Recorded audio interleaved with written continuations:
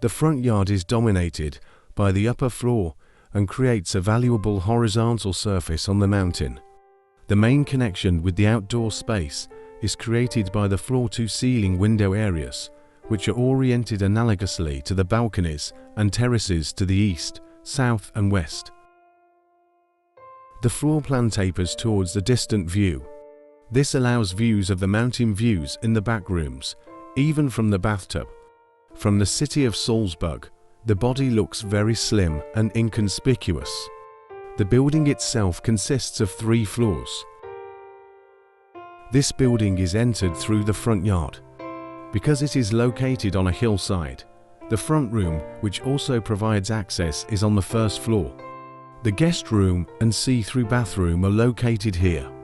The view in the distance is deliberately kept secret to increase the effect of surprise.